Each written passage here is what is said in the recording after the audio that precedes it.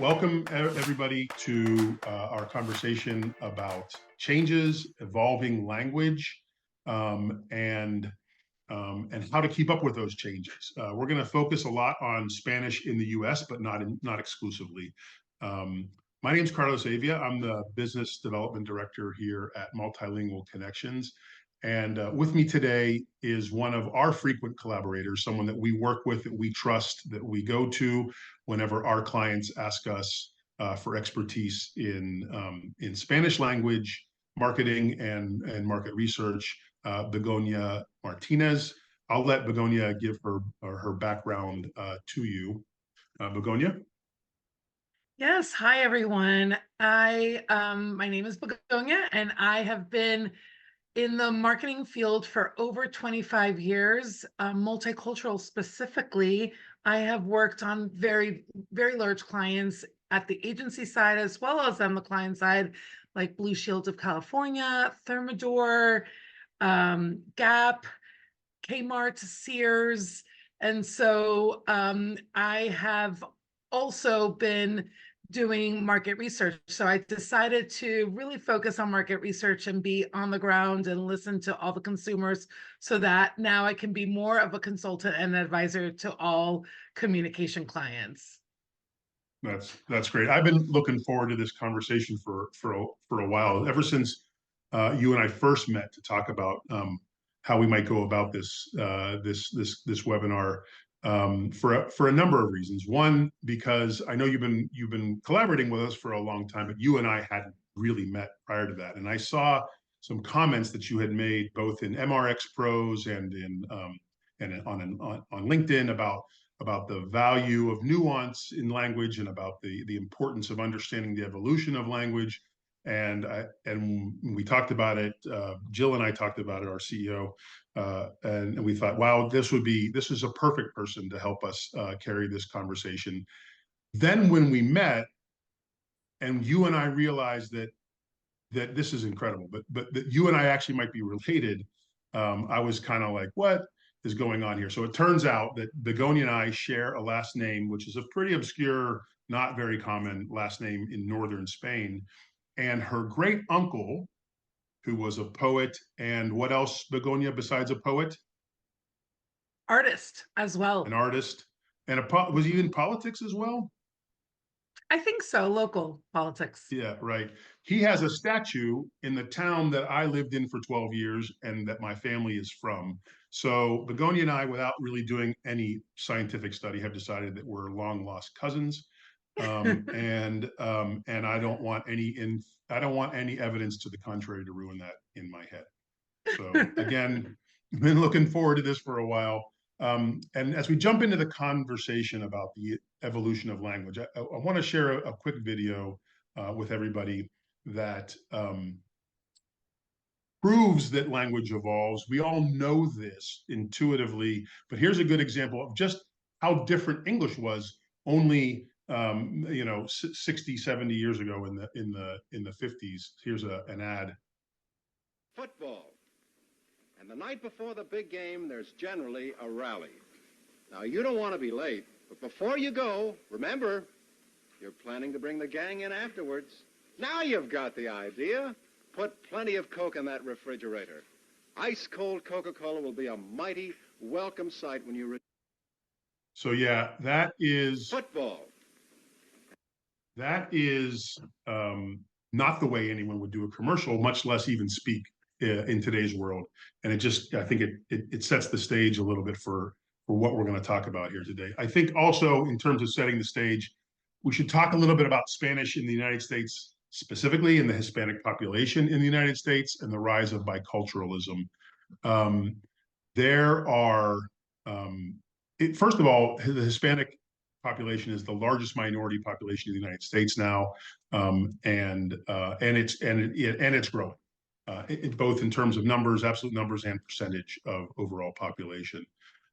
So it's not something new, but it is something that is continuing to grow.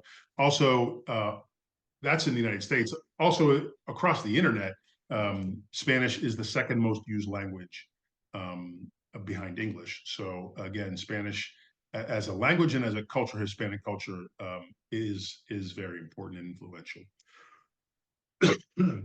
In certain places in the United States, Spanish and Hispanics are the are the majority of the population. Like in El Paso and in Los Angeles, it's close to the majority. And this brings me to my first question for you, Begonia, which is knowing how this has gone, and we can see the list of cities where the influence of Hispanic culture is largest in the United States. How has this affected the type of projects that you've been asked to work on and where you've been asked to work on? Right. It's affected tremendously, not only in the number of states where now people are speaking Spanish and needing research or marketing efforts in Spanish or in English to target Hispanic audiences. So the number of states, the number of the difference between first generation and second generation and third generation, and that biculturalism, that's changed tremendously in the past 15 years. So that has become a little bit more challenging, but also an opportunity. So when we talk about, biculturalism and assimilation, and we'll be talking about that, Carlos, I know you and I always talk about it, but when we talk about first generation, um, foreign born coming in, that used to be the main target, and now we're seeing the Yo no Sabo generation, which is second or third generation in a lot of these states, and they're really living that dual ethos and culture, and language plays a big role in that conversation. Whereas before, we were almost we were punished to speak Spanish. And Right. now the Yo no Sabo is our children, right? Our children not understanding, and that's okay if they don't speak perfect Spanish. They're still trying to connect culturally. Yeah, that's true. But what's really interesting about what has happened with the use of Spanish um, among second generation or even third generation, we can see some of the stats on here about how comfortable these different generations feel speaking in Spanish. Is that I've heard this anecdotally. My own children have mentioned this to me, who are themselves bilingual, but I've also seen it in research by Pew, for example, that there are Hispanics who make fun of other Hispanics who aren't proficient in Spanish, which is a big difference from, say, 30, 40, or 50 years ago, when it was the other way around. You were made fun of if you didn't speak English. And I think this is a really interesting shift in the culture and what it means not just to be Hispanic but to speak Spanish. Well, it becomes confusing as well with identity, right? So if a Yo no Sabo person um, cannot speak fluently or feel like even bilingual, they feel they're not Hispanic enough, right? Right. And so now the language is so tied to identity, and now with the majority being the growth of Hispanics in the US being of multicultural, not just bicultural but multicultural, this nuance of saying no, that's okay, like it's okay not to be bilingual, biliterate, it's okay to have both languages together. Yeah. I'm gonna pop into the chat this. Let's see if I can make this to everyone. I don't know how to make this. Um, I don't think this is going to go. If someone who is a host or a panelist can pop that. It looks like I'm only sending this to host and panelists, but I'd love to have this Pew Research um, link sent to the general audience if that's okay. Anyway, we'll move on. But it is interesting, this is the conversation you and I had prior to this webinar about the difference between acculturation and assimilation. Before, the priority was on assimilation, and now this term acculturation it speaks to what's really happening. Right.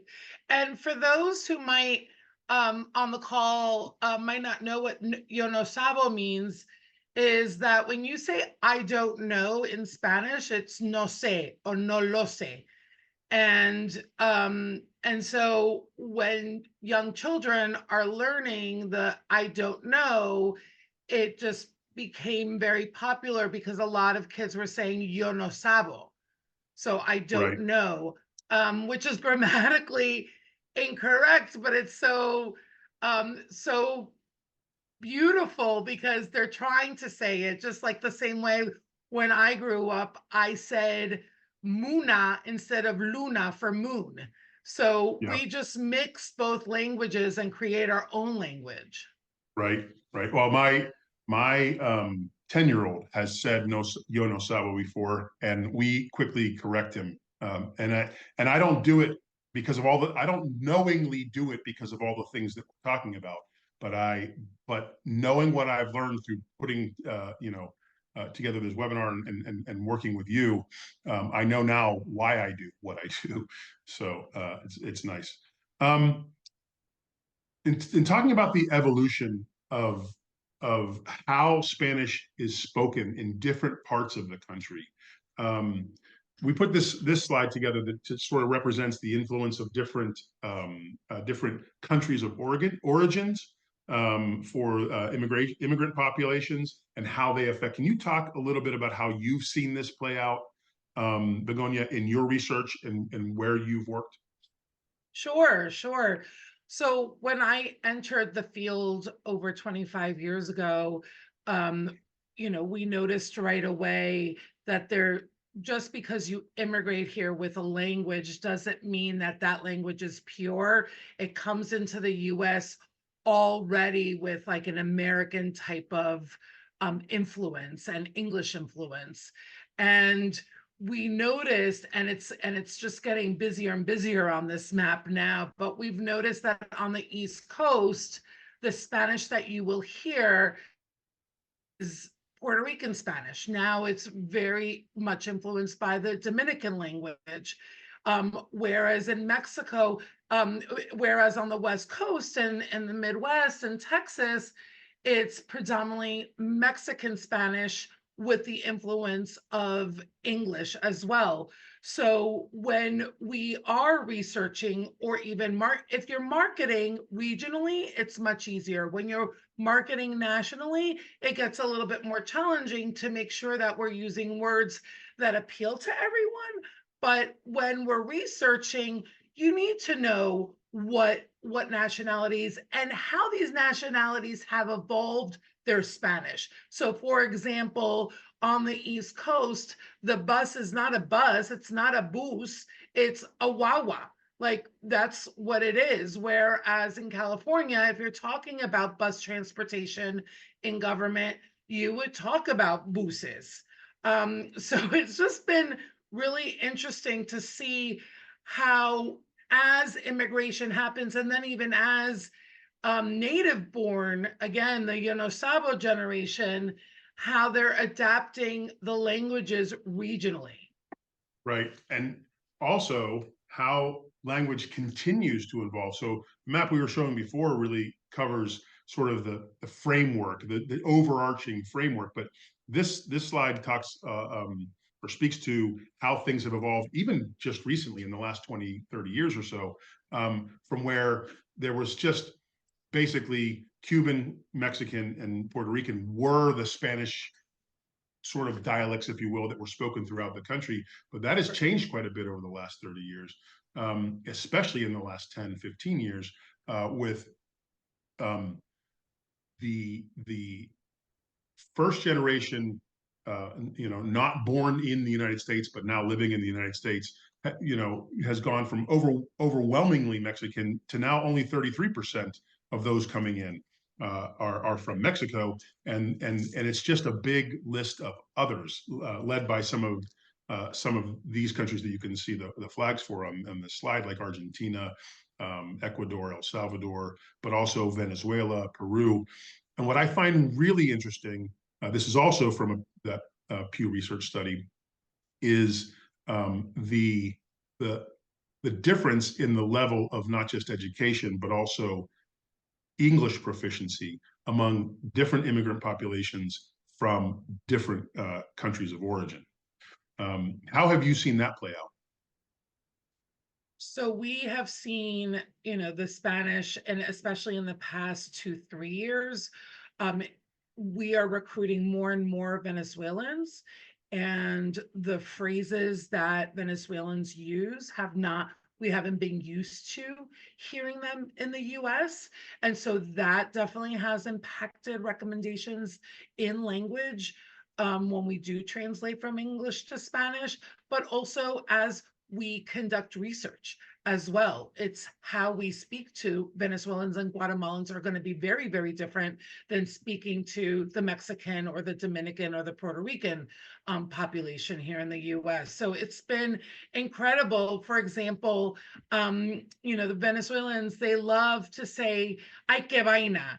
And vaina in Spanish can be green bean, or in other countries in South America, vaina is like a thing or whatever, but vaina in Venezuelan is like, oh, like, what about that thing? Or like, oh, how awful, or it can mean different things in different contexts. Right, So when we are speaking to them and we are interviewing them, I will throw in, their way of speaking so that I can gain their trust quicker. right, and So it's also, been fascinating. yeah, and also this issue of English proficiency among different immigrant populations also influences how you speak to them and how you market to them, right? Because some are more comfortable only in Spanish, some are more comfortable only in English, but others expect a mix. And absolutely, we've seen through research, and Pew does a really good job in keeping tabs on trends. 72% of Latinos claim that they speak English proficiently. But again, speaking is the key word here. It's not, again, it's not just being bilingual, but it's being biliterate. So the best practice always that we've communicated is give them the opportunity to choose the language they would like. So on websites, it's really easy that you can toggle between both languages. And that becomes important because they might say they're English proficient, but there might be one word that they might not understand and they might want to toggle. That toggling is empowerment for all nationalities, for all generations. Right, exactly. So we've talked a little bit about like the evolution of Spanish here in the United States, how dialects have changed over time based on immigration patterns, how they continue to change. Talked about it a little bit just now about how influential Venezuelan Spanish is becoming in what we refer to as Spanish for U.S. audiences. Let's talk a little bit about the present day and how Spanish is presenting itself and manifesting itself in popular culture, in advertising, and the way marketers and anyone really trying to communicate with multilingual audiences approach their work. On this screen, we have some examples of Spanglish being used for Colgate, for example, where they begin with a frase hecha in Spanish, with a known like phrase in Spanish, and then switch to English at the bottom of the tagline, if you will. Have you seen more of this, Begonia, in your work? Yeah, so when I was in advertising about 15 years ago, we couldn't even do this. We saw that people were speaking Spanglish, and we wanted our brands to speak the way they speak and see that. But in traditional radio and TV stations, whether they were English, we couldn't have Spanish, or if they were, Telemundo, and all those, we couldn't have English words. But now with the globalization and social media, there are major brands that I've recommended personally, but other brands, great agencies here have said, speak to them the way they want to be spoken, speak to them the way they speak to their family. And so we call it the sprinkles, we call it language cues. And this is a way of saying, we get you. And the words that we choose, whether they're in Spanish or English, are words that inherently feel better. It's the heart language, right? Right. So it's saying saludos at the end of an email, like when I email you, or I say Right.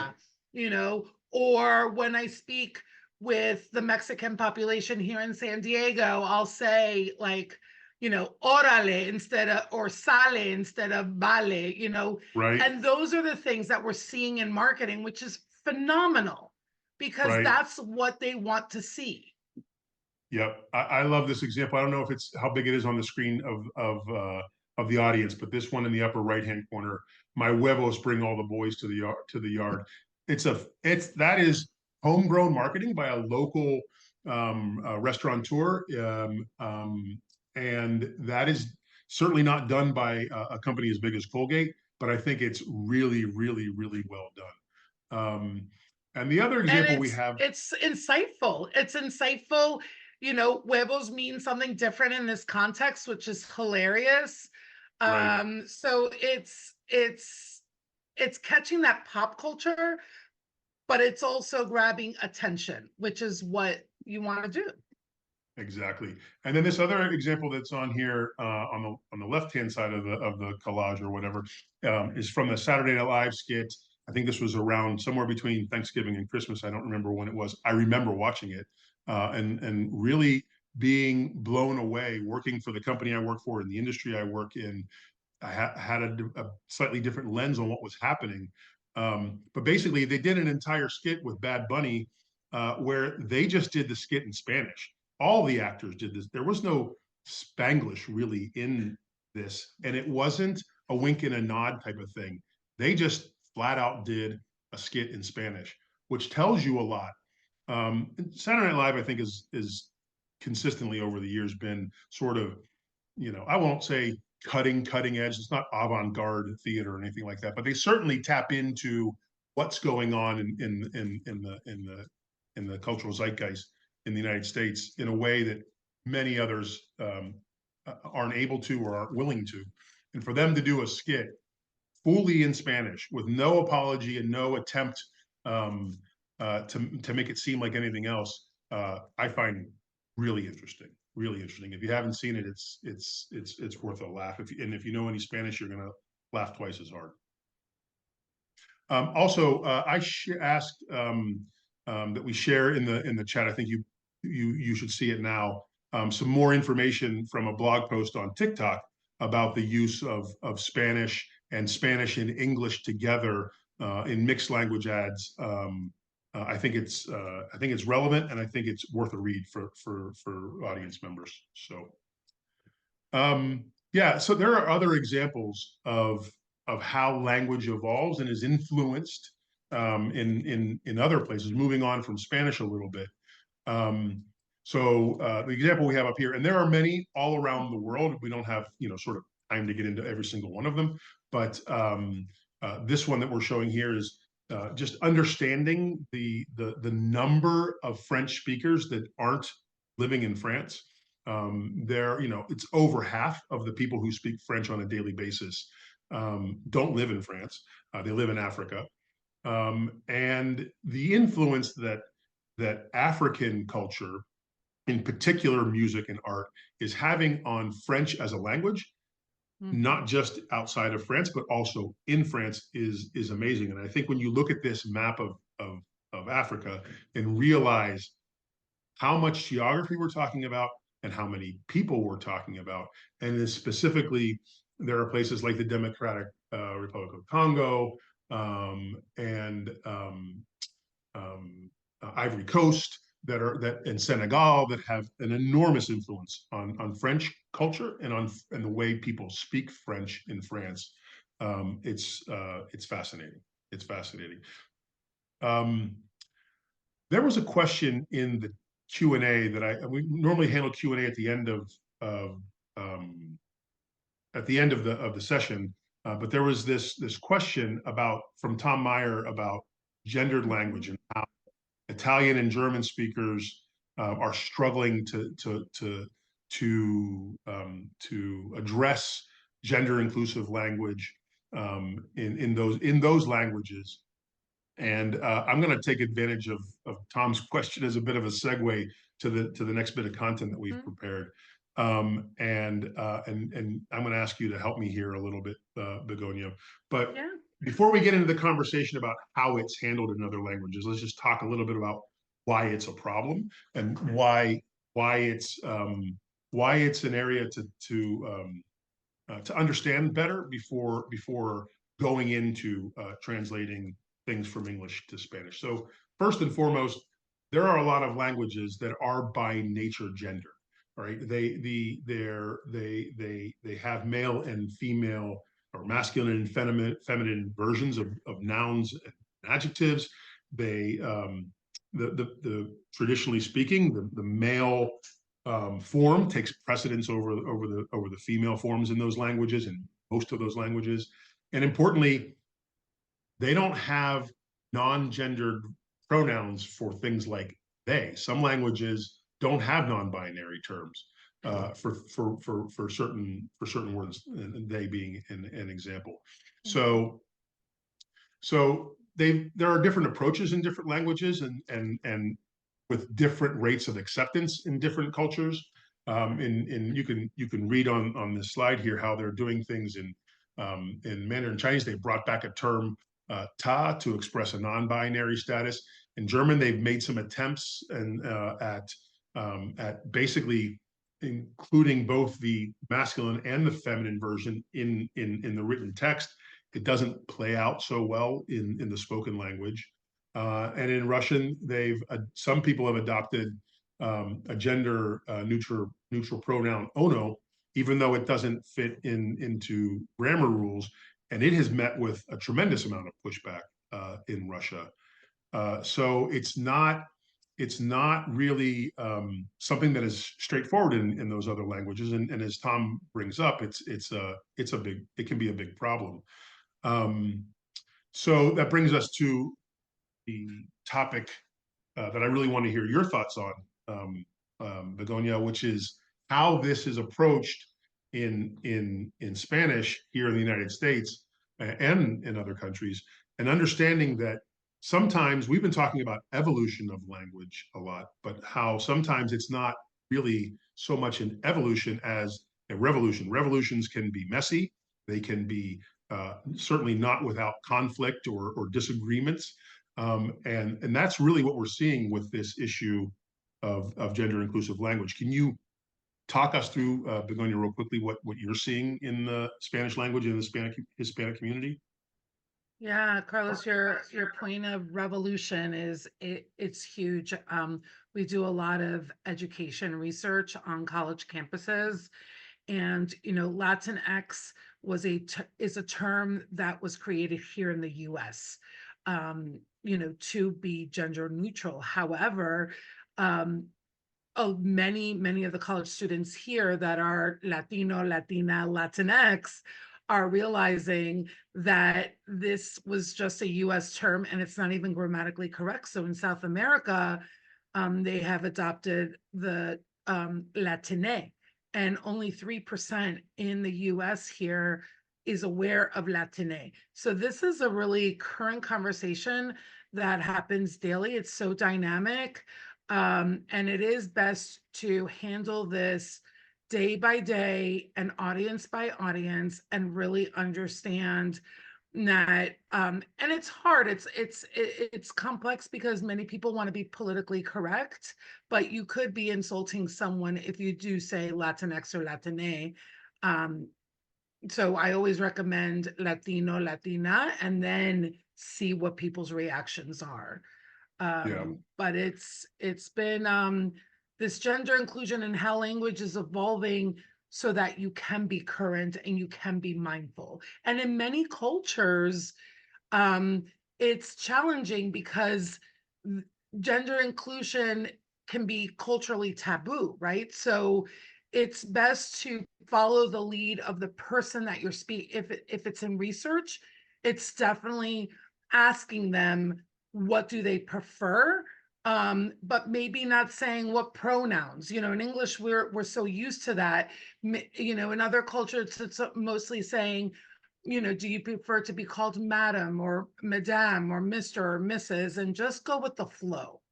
Right, right. Do you notice any difference between generations when it comes to these terms of Hispanic, Latino, Latina, or Latinx or Latine? Yes, definitely the younger Gen Z is definitely, you know, moving this. So when we talk about generations here, as in first and second gen, when you're talking about second gen Asian American, Russian American, Arab American, Hispanic American, second gens, third gens, they're going to be very used to hearing gender inclusive and being part of the conversation and shaping that conversation. Whereas if you do have an older generation, foreign born, they might not be so quick to adapt the new language and the new Right, phrasing.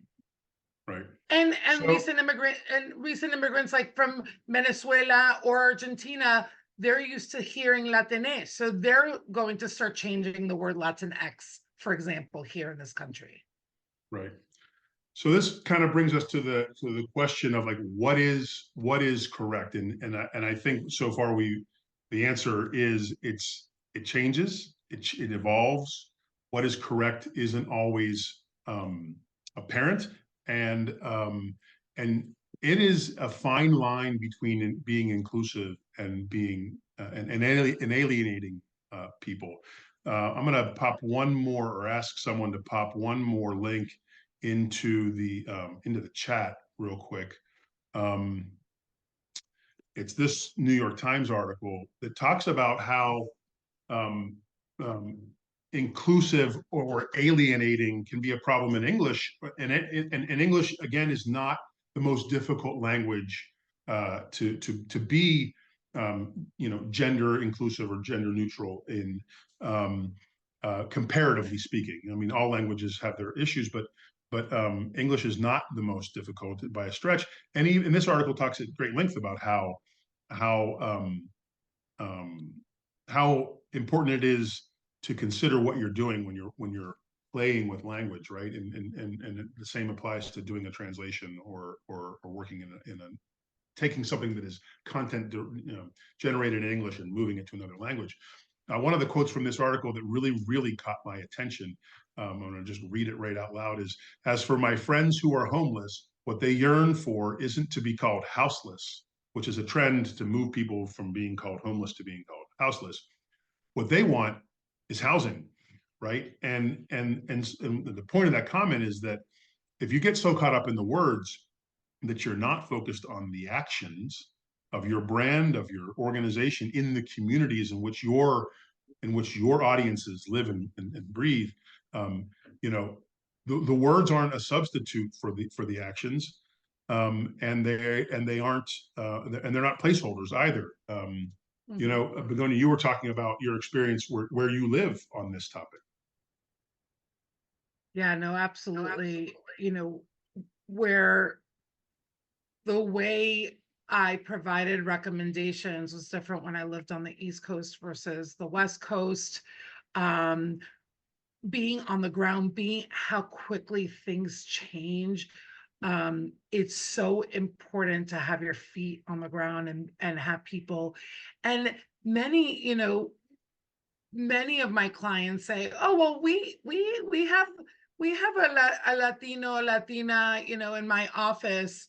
Well, they might not have the nationality, they might not have the experience of understanding all the language evolution, um, French, Chinese, anything. Don't rely on people just because they are from them and they know the language doesn't mean that they really understand all the nuances. I don't even understand all the nuances. Right, It takes a exactly. That village. it takes a network, it takes a village, it takes working with experts, which is a perfect sort of segue into a little video about multilingual connections that I want to share. When business crosses language barriers, the stakes get higher. Every word, every message, and every interaction has the potential to elevate your brand or create misunderstanding, confusion, or even offend.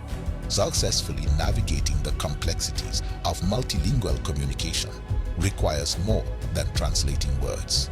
It demands a real understanding of culture-specific norms, beliefs, slang, group dynamics, and more. At Multilingual Connections, we understand the importance of getting it right. Our clients stake their reputations on the accuracy and relevance of their global messaging. We create authentic connections across the world by focusing on the nuances of your target audience. So no matter where in the world your work takes you, Multilingual Connections is your global team of language and culture experts, and your trusted partner to create meaningful connection.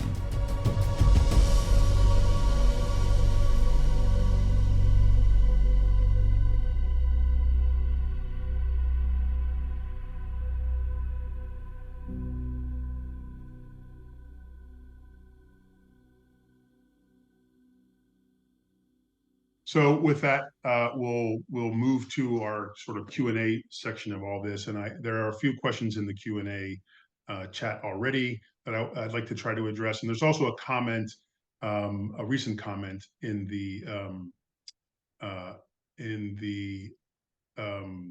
chat that I just lost. Where did it go? Oh, here it is, from Julia Gorostiza. From Argentina, where Julia, you mentioned that the a at the end of a noun or an adjective is not stressed, and it's been pushed by a political faction. And this is exactly what we're talking about, right? With the pushback on certain approaches to gender inclusive language. It can be really, really specific to certain areas, and knowing who you're talking to is and how they want to be spoken to is the key to all of this. So some other questions. Another one from Tom. You were this was early on in the presentation. You were talking about that you were studying German through Babel, and that you noticed that International English differs from standard American English.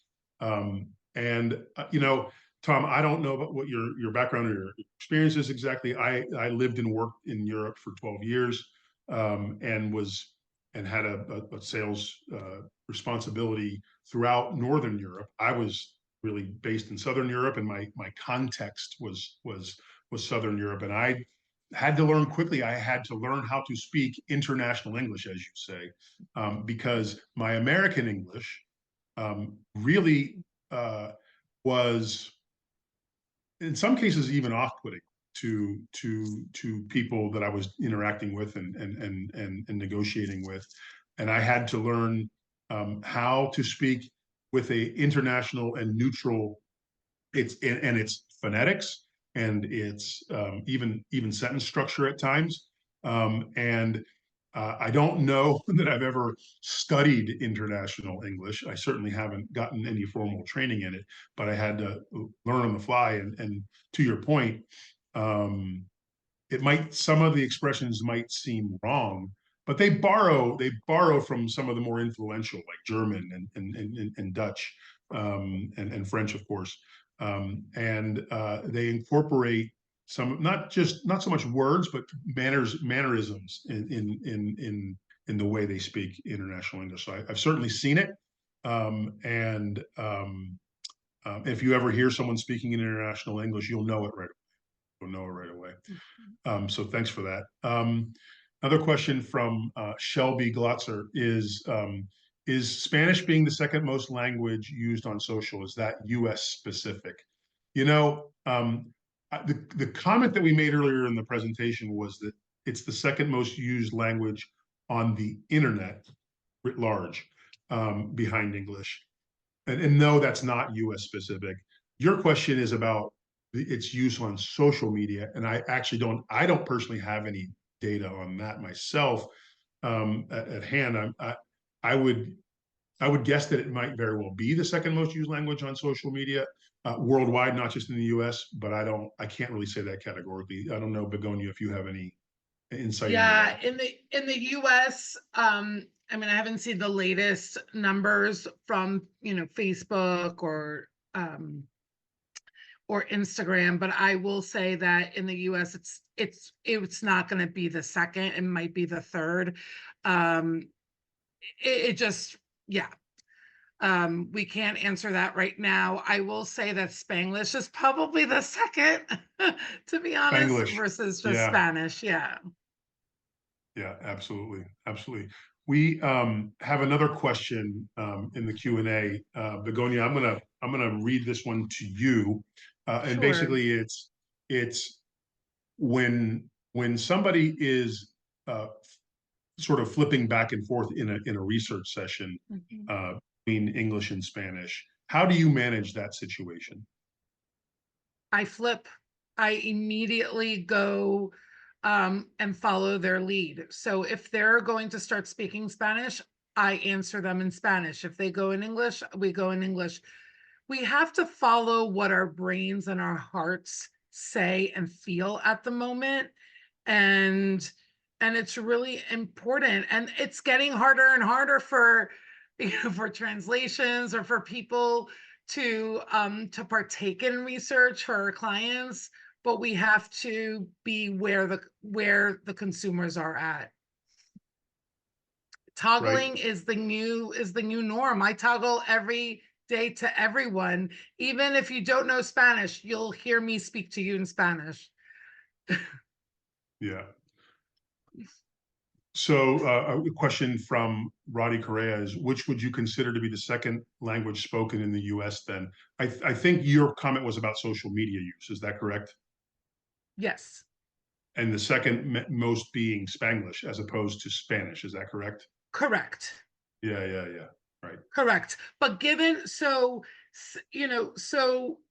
given that that Hispanics are the largest minority in the US currently, and 72% of Latinos consider themselves bilingual, I probably would say yes, Spanish is probably the second language here in the US. Spoken, not necessarily used, but like spoken in whatever form, to clarify that. Got it. So we're kind of out of time here. We're gonna start wrapping things up. We'll do a quick recap of our key takeaways. Um, the Number one would be that biculturalism is on the rise, and that language evolves, right? Language continues to change as people move around the world, and migratory patterns, immigration patterns influence what is considered French at any given time, Spanish at any given time, et cetera. Also, in some places, the United States including, there's a sense that we might be pushing language beyond its limits, and that New York Times article speaks directly to that. And in the end, the most important thing is knowing your target audience, knowing how they want to engage, and engage in order to achieve that in languages in which you're not proficient, is to work with insiders who are on the ground, as Begonia said earlier. So I want to thank everyone for joining us, especially Begonia. Your insight and contribution is valuable here. I learned a lot working with you on this webinar, and so thank you so much. Thank you.